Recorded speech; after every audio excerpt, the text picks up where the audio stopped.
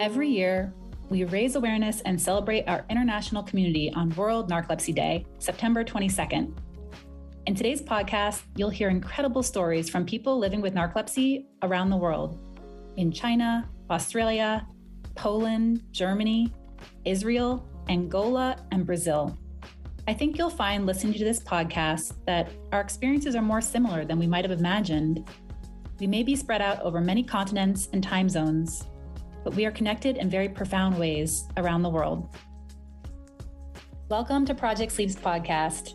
Project Sleep is a 501c3 nonprofit organization dedicated to raising awareness and advocating for sleep health, sleep equity, and sleep disorders. I'm your host, Julie Flygar. We're so glad you're here as we work together towards making sleep cool. On this podcast, all guests express their own opinions. While medical diagnoses and treatment options are discussed for educational purposes, this information should not be taken as medical advice. Each person's experience is so unique, which is why it's so important to always consult your own medical team when making decisions about your own health. If you haven't done so yet, please hit the subscribe button so you never miss a Project Sleep podcast episode. And if you enjoy this podcast, please leave us a rating or review wherever you listen so that we can reach more listeners and raise more awareness. The Narcolepsy Nerd Alert series invites listeners to dive deeper into specific topics relevant to living with narcolepsy. For more on this topic, please check out our corresponding toolkit, available for free on our website to download, print, and share. The link to the toolkit and other Narcolepsy Nerd Alert topics is in the show notes, or you can go to project-sleep.com. Happy World Narcolepsy Day, everybody! We have this amazing panel here of people from around the world sharing their stories, and we're so grateful to them. For some people, English is not their first language, and we're really grateful for their willingness and their bravery to come on here and to share their story about narcolepsy and in English for our audience. Before we go into hearing people's stories, I just want to quickly say hi to everyone around the world. So we have Brad in Australia, or Dr. Brad McKay. Hi, Brad. Hi, everyone. We have David in China. Hi, David. Hi. Thank you so much for joining us from China, David, and really excited because Narcolepsy China is a nonprofit organization in China that has recently reached out and been part of our coalition. So it's a new organization that joined our coalition leading World Narcolepsy Day. And we have Anta here in Germany. Hi, Anta. Hi. Glad to be here today. And we have Agata in Poland. Hey, Agata. Hi, everyone. Hello from Europe. And we have Iris in Angola. Hi, Iris. And will you share with people where Angola is in case they don't know? Yes. Hi, everyone.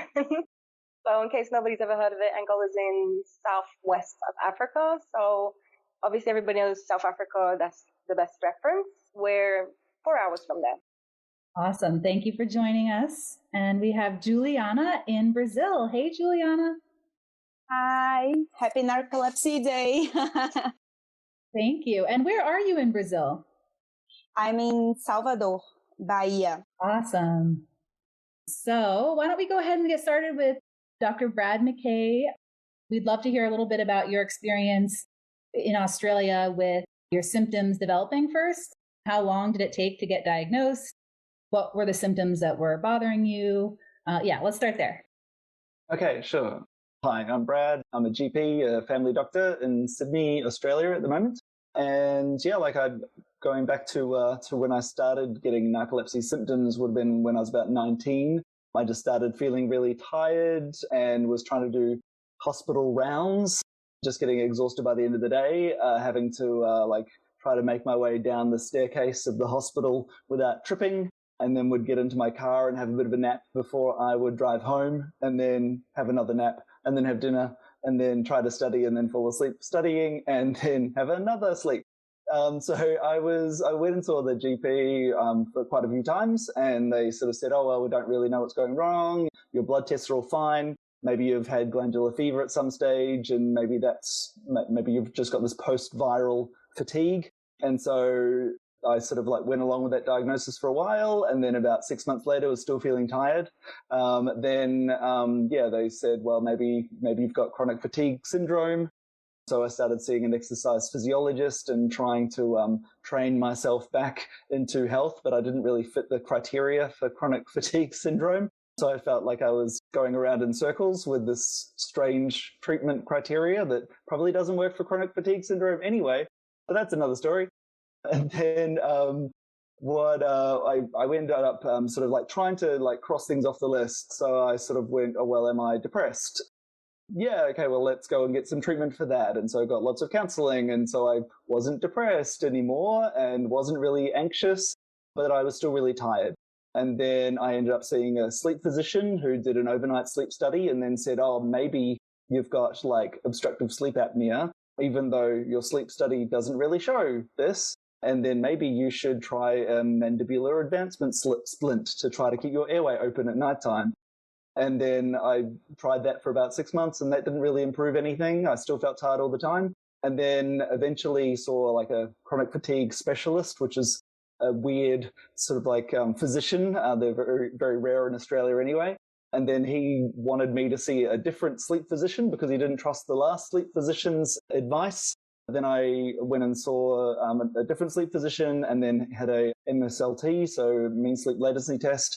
And then, just found that I was falling asleep within about 4 minutes every time I was sort of like having the lights turned off during the day. So it wasn't until like, there was like a 10-year period of time of just trying to find a diagnosis and trying different treatment measures and not really getting anywhere at all. And this was really weird because I was like going through medical school, then qualified as a doctor, and I was working as an intern, then as a resident, and all this time, like, we weren't really taught much about sleep medicine at all. So our teaching on narcolepsy was pretty much zero for my whole medical career.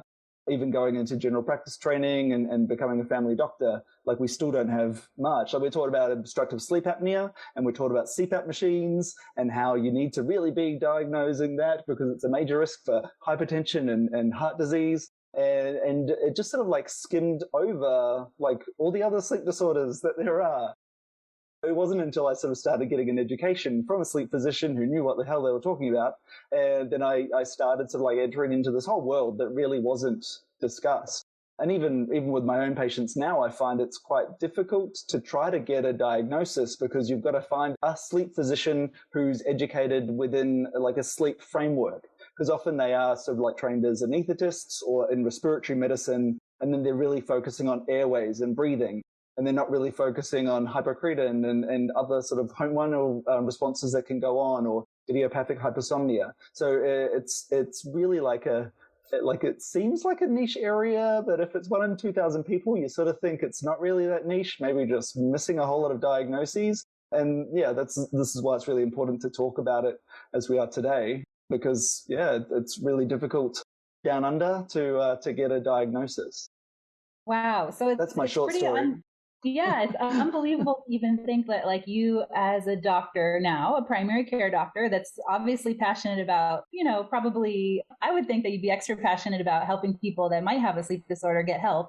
And even that's hard. Yeah, exactly. Because if somebody comes in saying that they're tired, like being tired there's a whole range of different reasons that can make somebody tired. And then like sleepy is sort of a bit of a subsection of that. And you don't really have many people coming in saying, I'm feeling sleepy all the time, which is sort of, a bit of a differential. But even if you're sending somebody to a sleep physician, a sleep specialist, then, it's a little bit hit and miss. If you don't know, like if you're not in the know of who is trained in what regard, like you just consider them all the same. And so you could be sending your patients to somebody who really doesn't know all that much about narcolepsy. It's not on their radar. And they'll just say, oh, yep, you do or don't have obstructive sleep apnea, and then that's sort of the end of the conversation. So it's a weird measure. And how is treatment in Australia? So treatment is interesting. So at the moment in Australia, like the main treatments are stimulant medication. So if somebody's diagnosed, then we're treated with modafinil, armodafinil, or dexamphetamine. Those are sort of like the main medications that we use.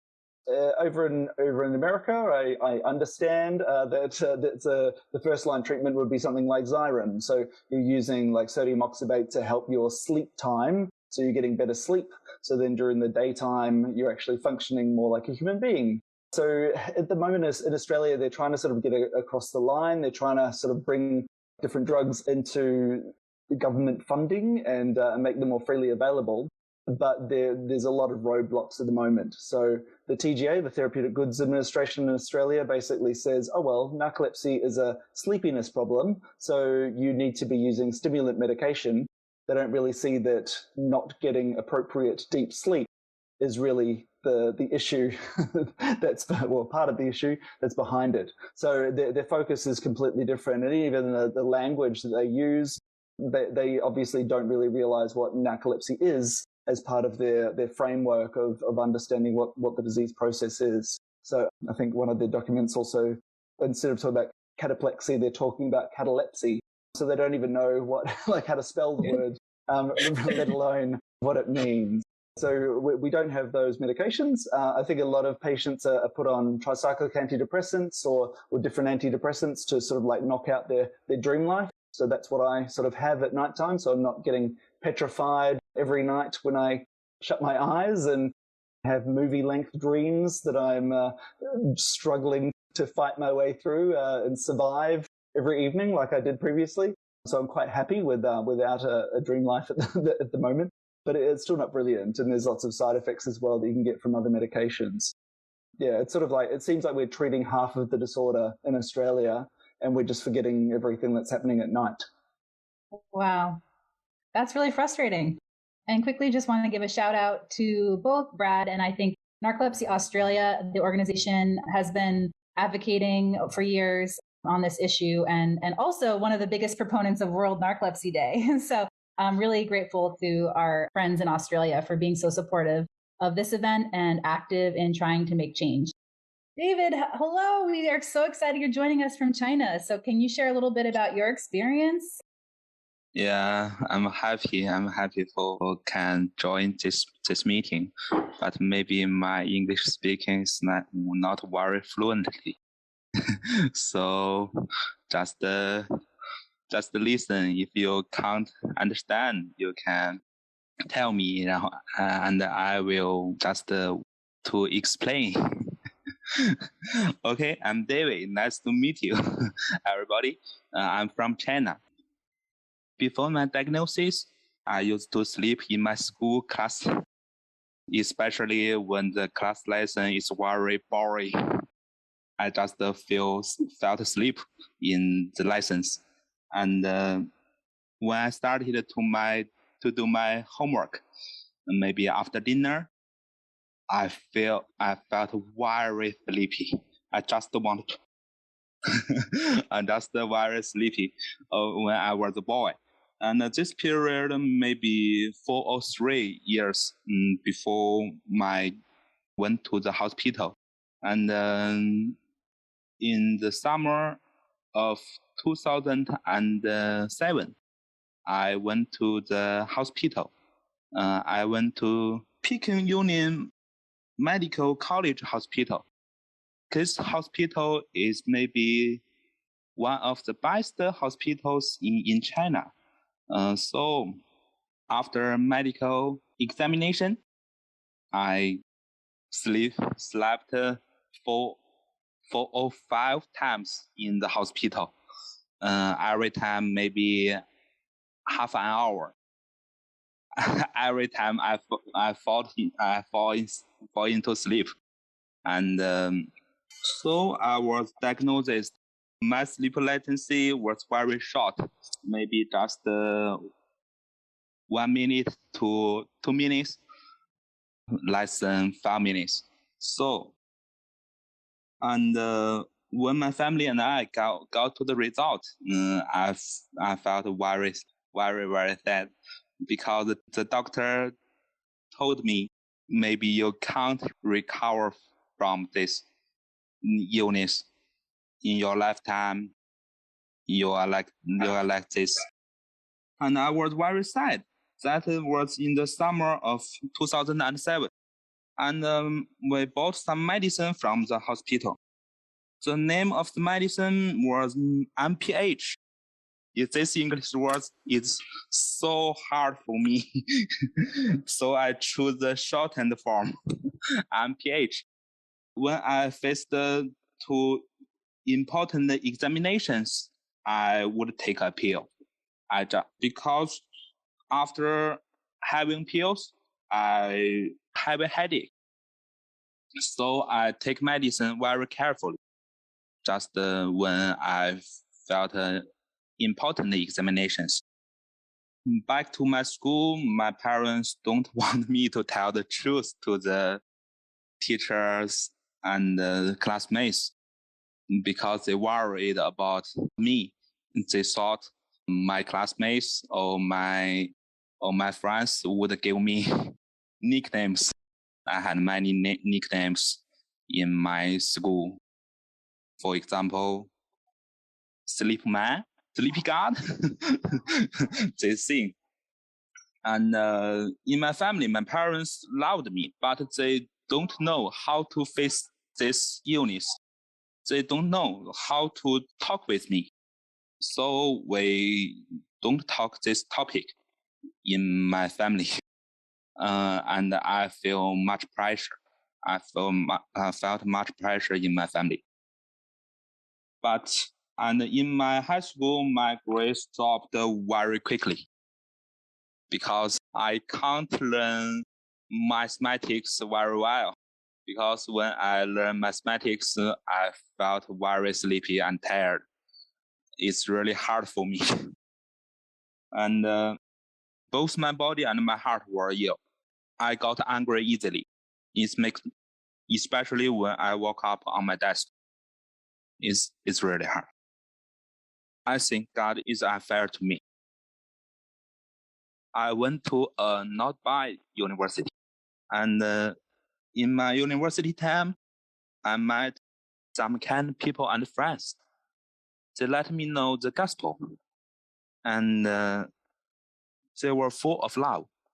When I met my friends, I can tell the truth to my friends. It's really a happy thing for me. I can tell my secret to the people, to the person who loved me. And when I go to church, when I went to church, I felt peaceful in church. I was attracted by the love of Jesus. And my heart became open to others. I can make friends. I didn't get angry easily. And I became real to other people. And my heart felt more peaceful. My bad dreams became fewer and fewer. When I was in my high school, every day I had many bad dreams. And though I'm still a patient, but I know my life are full of colorful dreams, not bad dreams. And I have hope.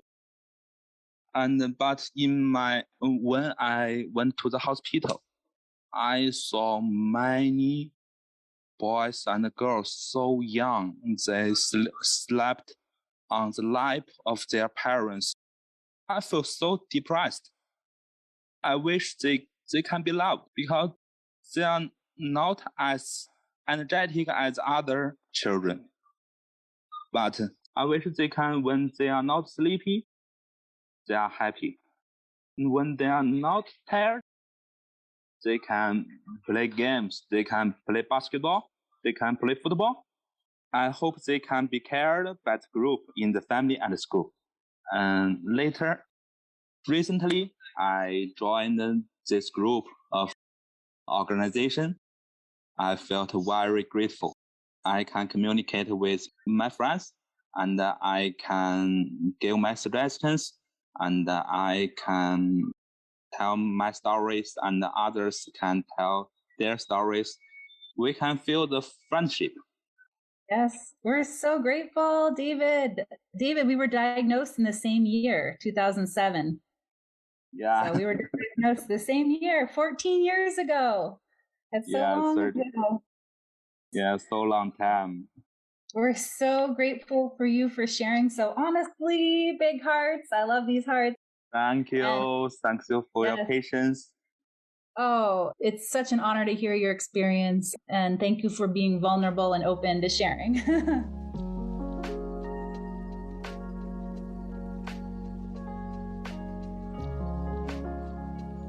We'll move along now to Europe and hear some stories from Europe. So, Antje, please join us from Germany here to share a little bit about your experience.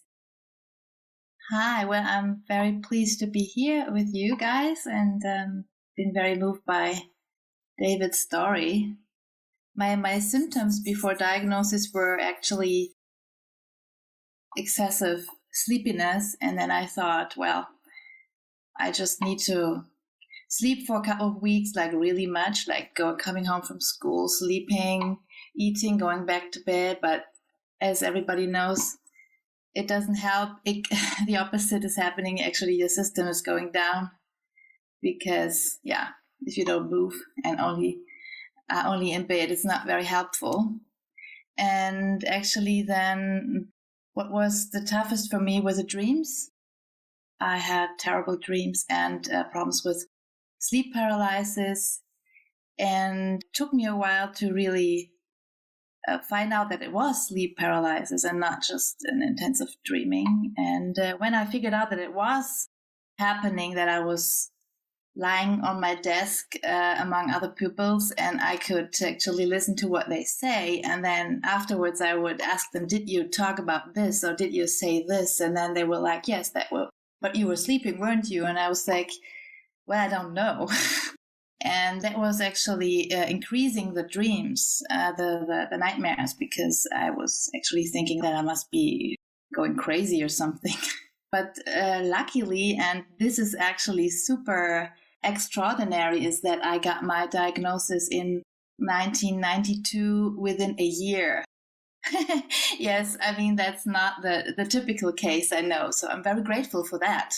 Because even 1 year feeling how I felt and noticing all these strange things, like strange appearances in my bedroom and stuff like that, was actually already was affecting me psychologically a lot. So, how old were you then?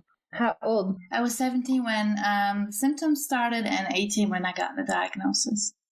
I've just been to a neurologist, the second one. And the doctor just had a friend who had narcolepsy. It's actually the reason why. Yeah, so everybody's impressed, I know. Yes, but it was a relief at first, of course, but at the same time, as you know, learning that you have a chronic disease that until now is not curable is also hard. So it took me a while to actually find out. I had all the symptoms, but my cataplexy is as the same, I think, with Brad. It's not the main symptom, and I don't usually fall. I never hurt myself, or I was never like lying there, as I read in your book, Julie, as happens with a lot of people who have cataplexy as a main symptom or one of the biggest symptoms. Well, we are also different. We have the same disease and we're also different, which is actually one of the main reasons why I think it's so important to share experiences, because we are the experts, I think. Yes. How is the treatment there and the understanding in Germany? I really don't know. Oh, actually back then, the teachers also, I think what David said kind of like, it's not the same as in China, but it also, some teachers that had then like a certificate, and some teachers said, I just wanted to make myself more interesting or something.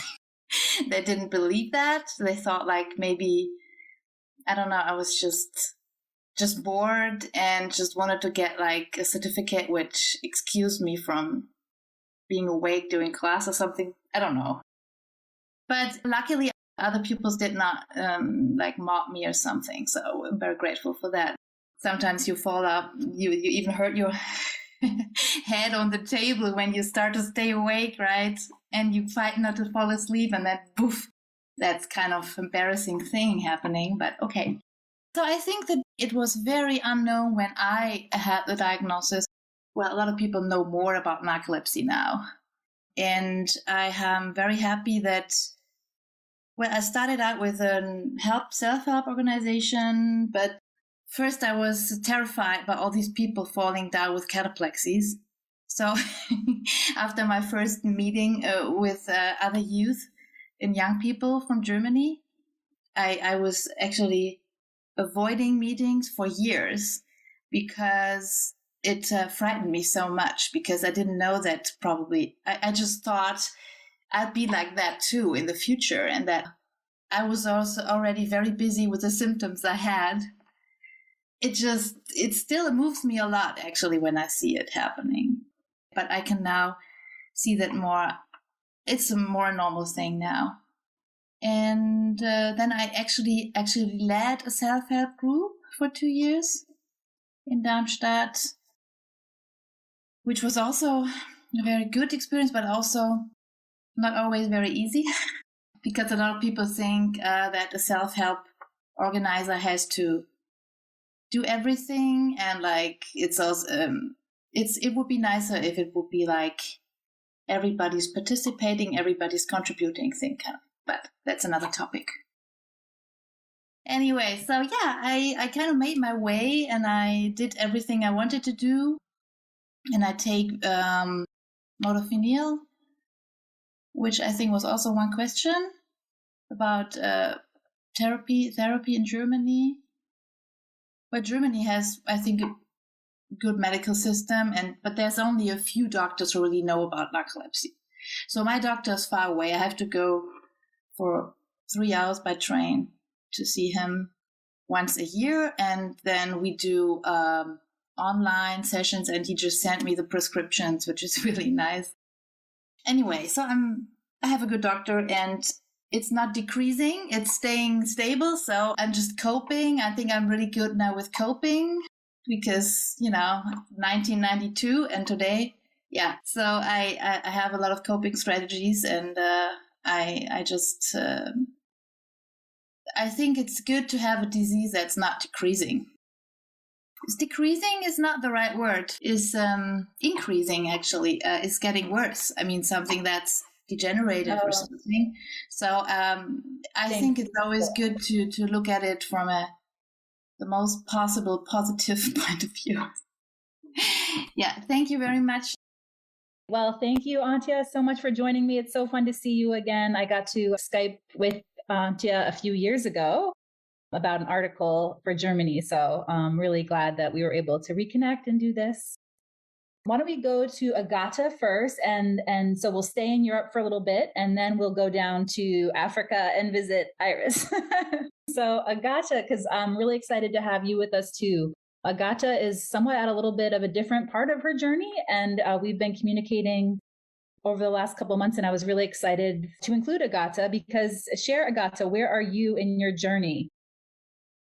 Hi, everyone. My story is quite long story, because it took me 12 years to be diagnosed, and I'm still waiting. It was really hard for me to live my life with narcolepsy and not knowing about it, because whole life it was like pretending that I'm not tired. It's ruined my all relationship, all achievements, all dreams.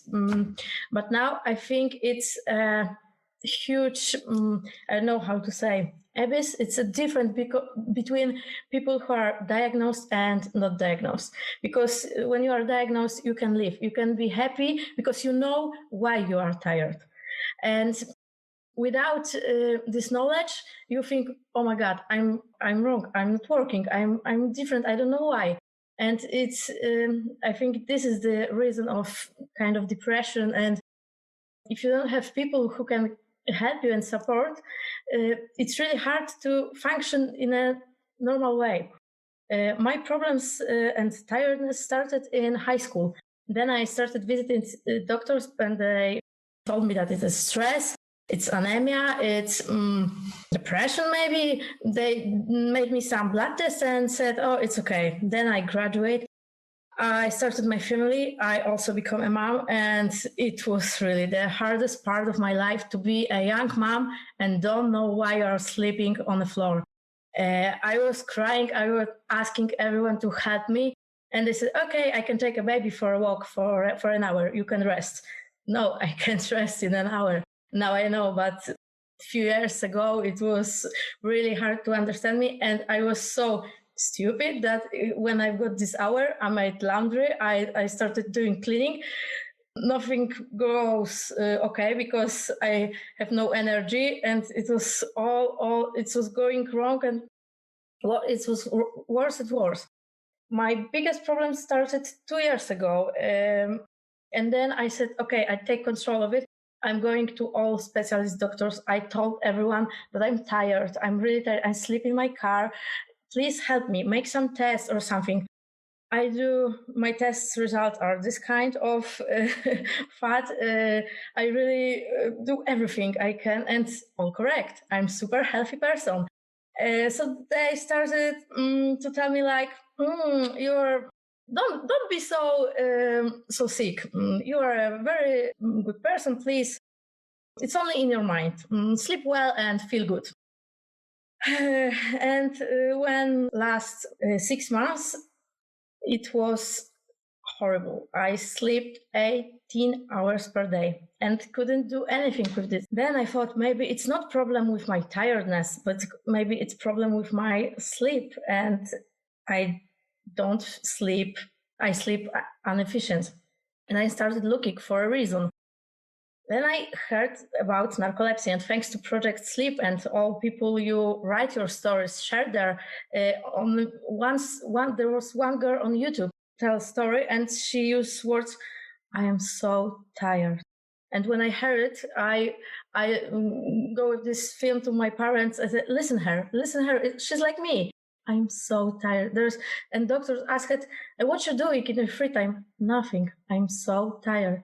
And your stories, your people who are narcoleptic helped me to understand that this could be a disease. I started to reading about it, but in Polish. It was like, oh, maybe there is some disease. Nothing like this. And I started reading articles, searching for my blood tests, some hormones, and finding this connection. Then I made an appointment to doctors who specialize in sleep medicine, but I had to wait 6 months. I still have got 1 month to this visit.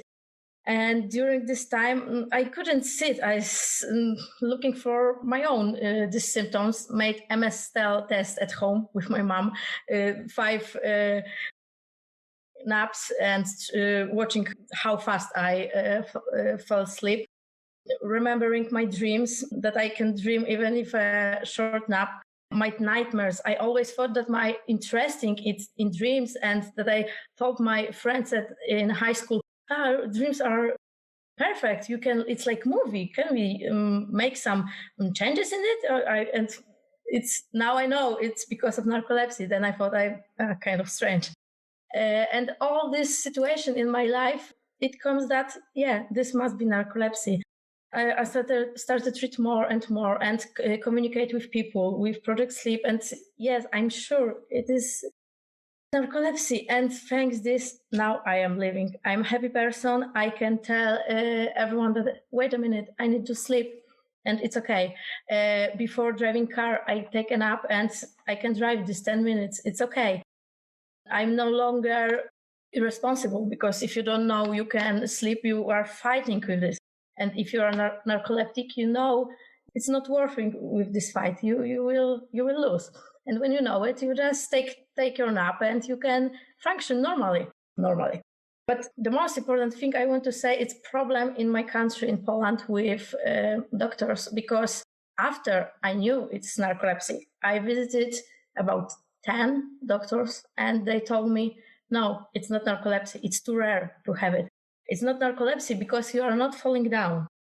It's not narcolepsy because you can postpone the sleep about a few minutes. But their arguments were so, I don't know other words. It was stupid, and they're not educated. They're not don't even want to interested what I'm talking to them. It's when I said, please check my hormone. I don't have growth hormone. It's strange. I sleep 18 hours per day. Can you look on my medical test? No, please go home. And I'm still waiting this 5-6 months to have one visit with a doctor specialized in sleep medicine, and I'm still waiting.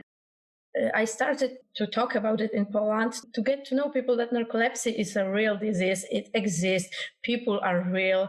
It's not like in movies. It's not only cataplexy. And thanks this, I found 4 girls, young girls in my country, were also in my situation. They have kids. They have no energy.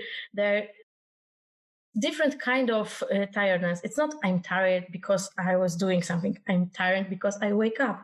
And it's when you talk with these people, you know this is this kind of problem, and ask them a few questions. Have you ever been in doctor? How many? And they say 2, 3, 4 times, and they're all misdiagnosed. And I ask another question: when last time you feel that you are not tired? I don't remember. I don't know.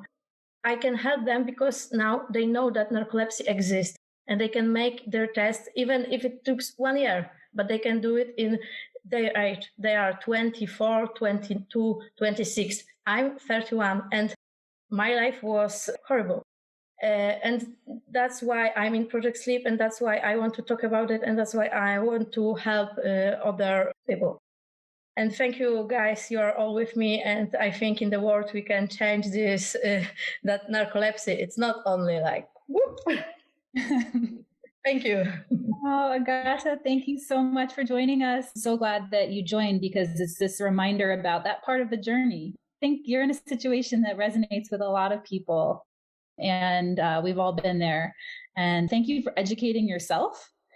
And thank you for advocating and working through this time, and also going on TikTok and raising awareness on TikTok and finding other people. TikTok is, I'm 38, so it's like, I can't do TikTok. I don't know if they let 38-year-olds be on TikTok, but I'm just so grateful for all you're doing. And thank you for being such a strong voice. We're just so glad that you're here, and we hope for an update soon.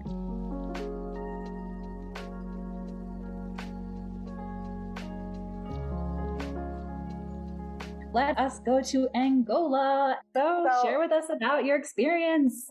I'm Iris from Angola. My experience is a little bit, I'm not going to say long because I think whose isn't, but it's definitely confusing. I think I've had my narcolepsy, since I was 15. So basically, I had cataplexy, and I think initially a lot of sleep paralysis, hallucinations at 15.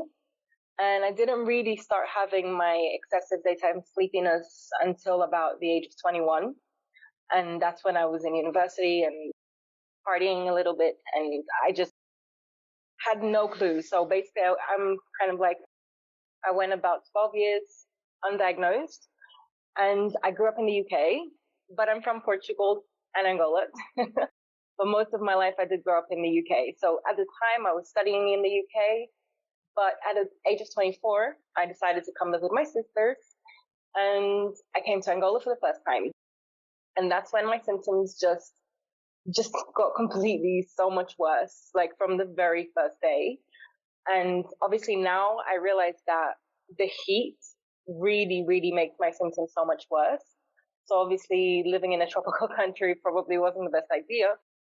And I just started working full time, and literally from the very first day, I just slept every single day at work.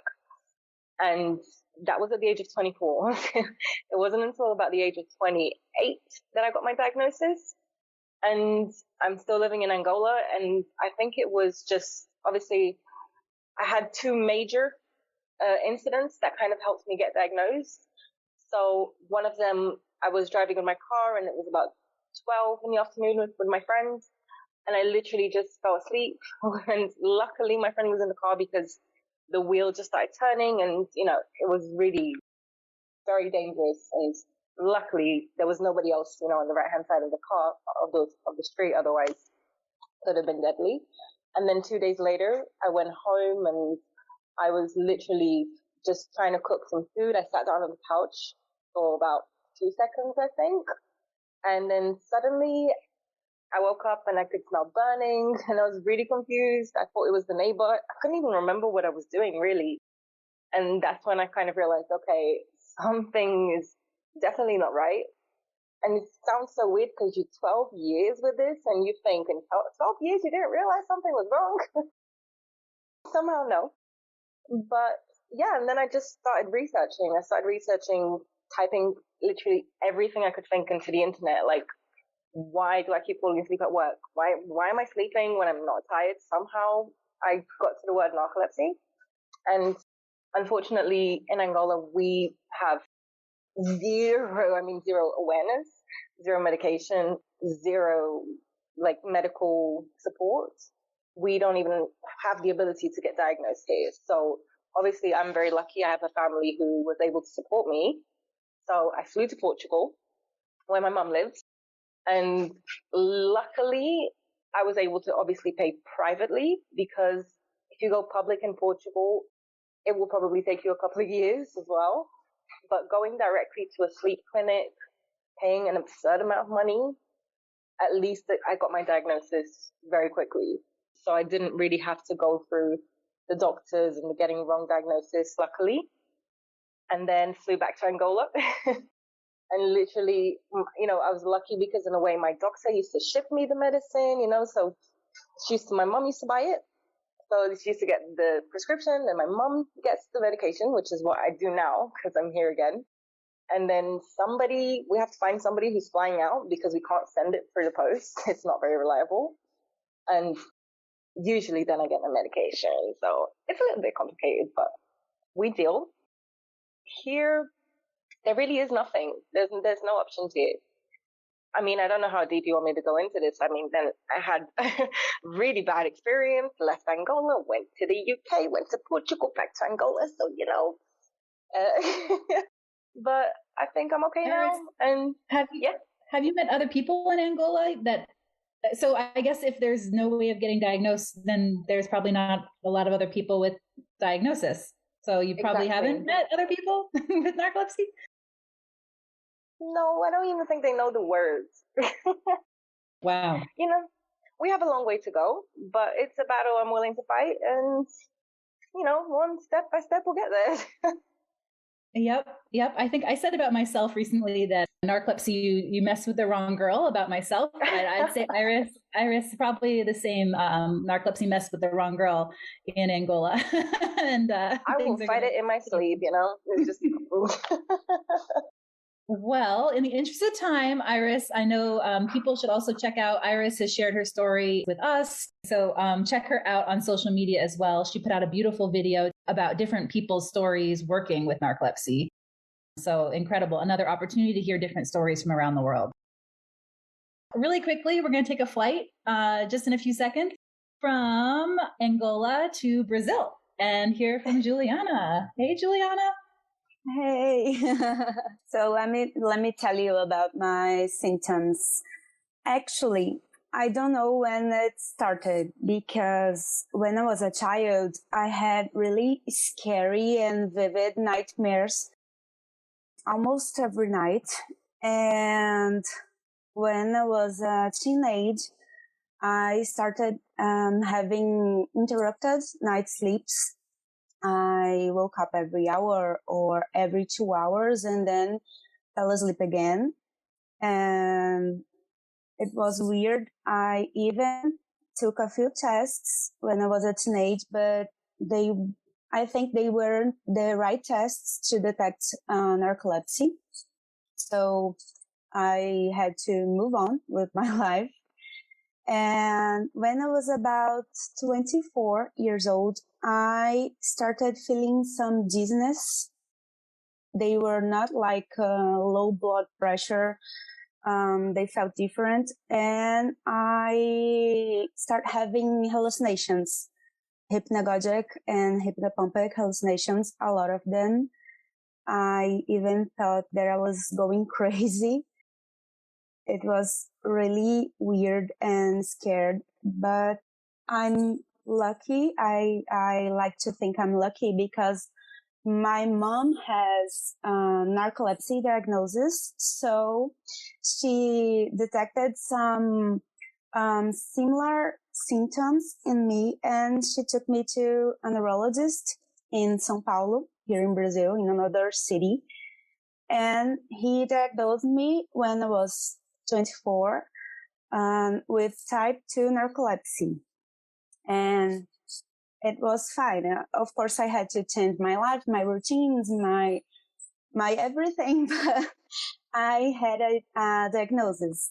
But a couple of years later, I started having cataplexy episodes, and that was the worst part. I really didn't feel safe to do anything. I didn't know what was happening. And then I start Googling things about it. And that was when I realized that it was related to the narcolepsy, because my mom is actually in type 2 narcoleptic.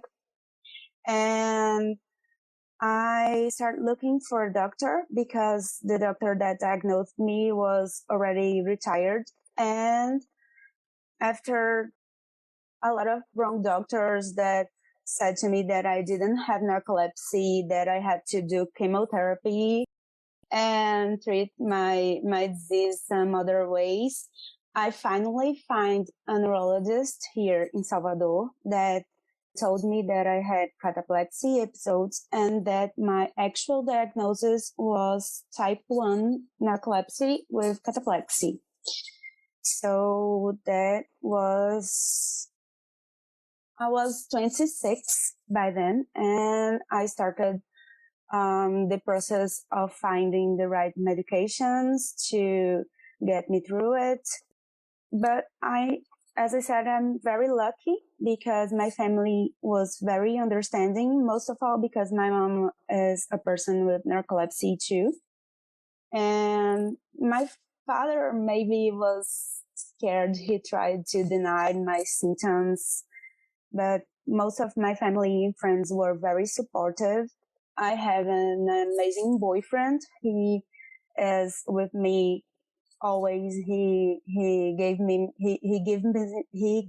my meds every morning, and he is very comprehensive when I say I'm not okay to go someplace, and he's amazing, actually amazing. So that's my reality, but that's not the truth for the majority of Brazilian people with narcolepsy. Here, we have no public support at all. We have actually in São Paulo a big center of narcolepsy that is really good. It offers treatment and medication. It's a reference in Latin America, but in other cities and other states, we have no public support. And some people have to spend more than $1,000 to get to have a diagnosis, and they cannot afford the medication.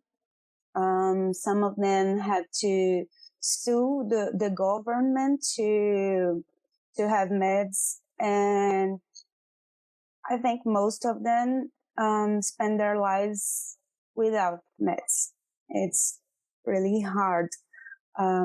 Our association, our Brazilian association, started in 2019. So now we are trying to pass some bills to help people with narcolepsy because we have known here, and we have now some partnerships with some hospitals, and we are helping some people to have their treatments.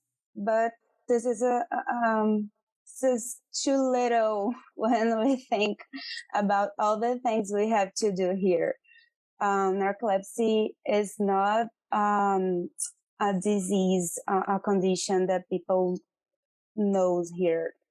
They don't know anything about it. It's really rare to find someone who knows what is narcolepsy, that really ever heard something about narcolepsy. So we are trying to step by step make it better. And you're a big part of that by recently becoming a Rising Voices of Narcolepsy speaker. And we're so glad that you're going to be sharing your story, and you translated our slides into Portuguese. So we're very grateful for that, and can't wait to have you back to share your full story in English and in Portuguese. And Iris too, we got to get you to do that as well in Portuguese. So, and thank you, big thanks to the Brazilian organization. I want to say Abrani is the acronym. Yes, Abrani, yes. They are a force of nature that have just floated on social media. Their passion and advocacy is just so cool and gives me so much hope. Juliana, like you said, there's a long way to go. But I think with the energy and enthusiasm, and well, I know our energy is all limited, but with the passion of this group, I think that we're going to see a lot of change in Brazil. Yes, so I'm very proud of them. The Abrani is it's an actual hope of changing here. Thank you so much.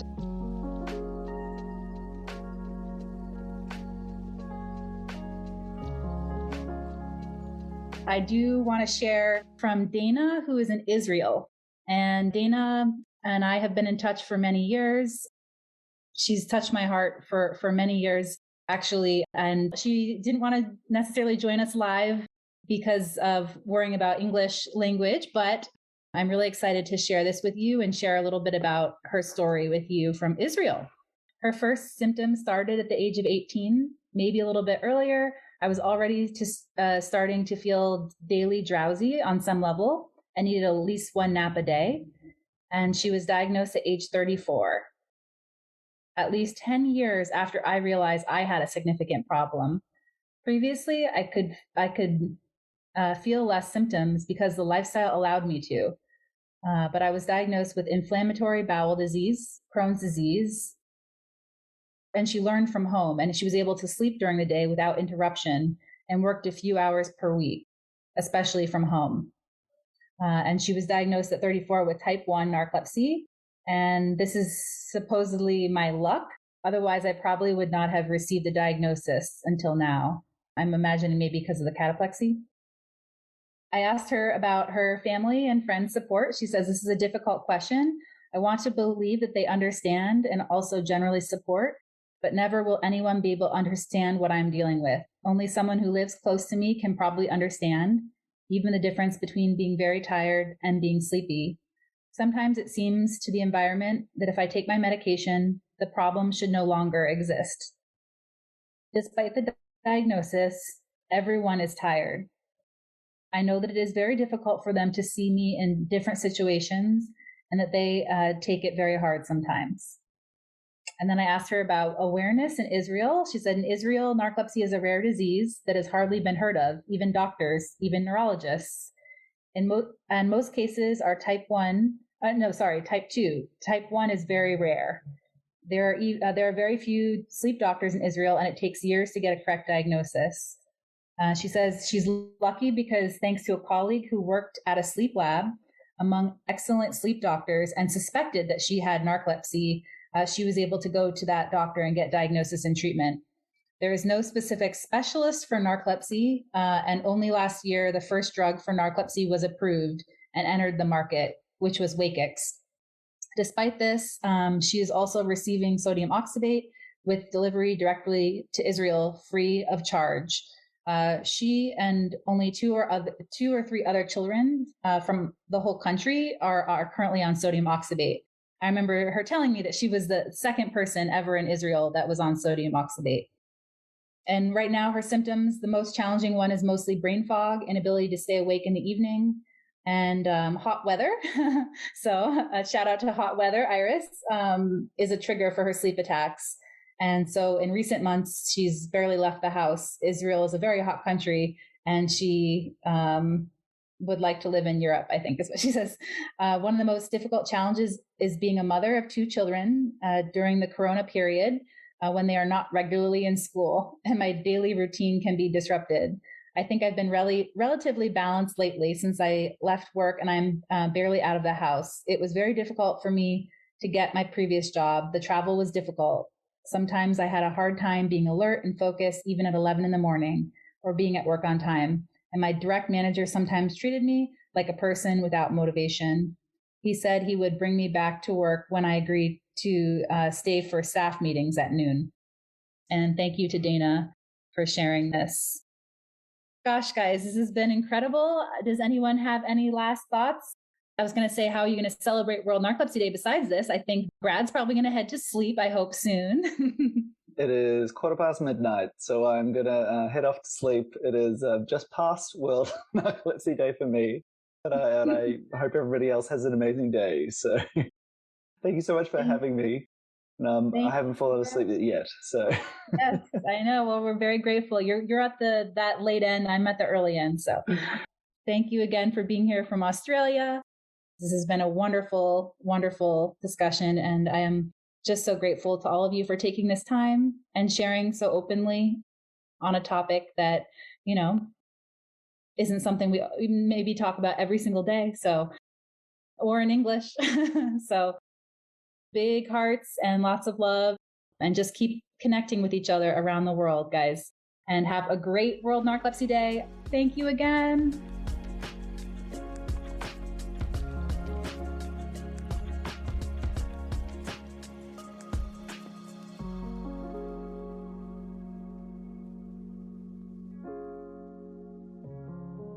The Project Sleep podcast is produced by Carver Sound Productions. For more information on podcast production services, visit carversoundproductions.com.